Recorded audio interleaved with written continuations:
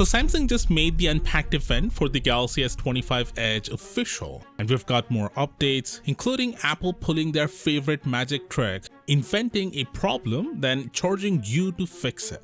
What's up guys, Sal here. So Samsung has officially announced that the S25 Edge is launching on May 12th in the United States and May 13th globally. It will be an online-only Unpacked event, streamed live on their YouTube channel. Samsung's already shared regional start times if you're planning to tune in.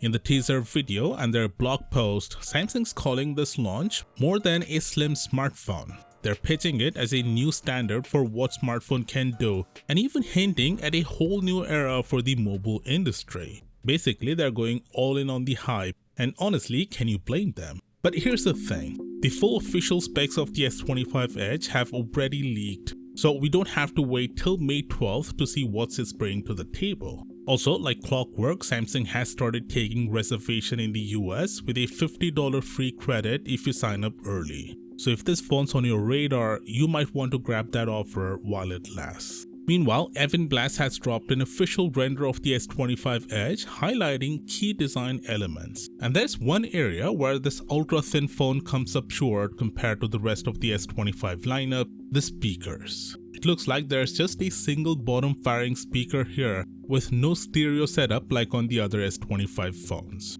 And that's kind of a letdown even if stereo sound on phones isn't mind-blowing. Still, having no stereo sound at all feels like a step back.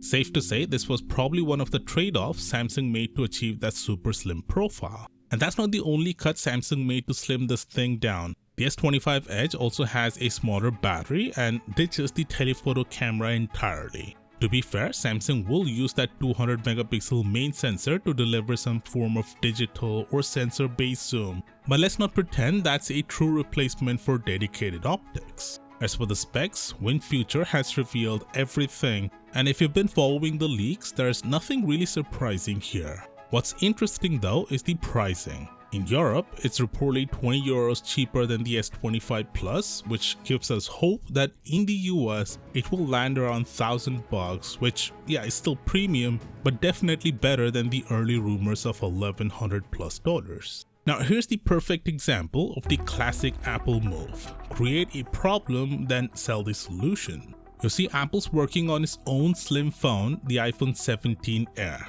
But that's one's got a similar issue as Samsung's S25 Edge, the smaller battery. Apple has done an internal testing and found out that only about 60 to 70% of iPhone 17 Air users will get through an entire day without needing to recharge. So what's Apple's genius solution? Reintroduce the chunky smart battery case.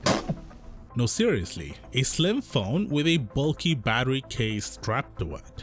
Imagine buying a super thin phone and then slapping a brick to the back of it just to survive a workday. At this point, what's even the point of making it slim in the first place? It's like buying a sports car with a tiny gas tank and towing a fuel trailer everywhere you go. Looks totally ridiculous. Honestly, this obsession with making ultra-thin phone just doesn't make sense to me, at least not until brands start using better battery tech like silicon carbon, which could allow slim phones to pack a decent 4500 to 5000 mAh cell. Until then, we're stuck with these style over substance compromises that just don't add up. Anyway, if you're curious about the S26 Ultra, then I've got 4 big updates. Click right here and I'll see you there.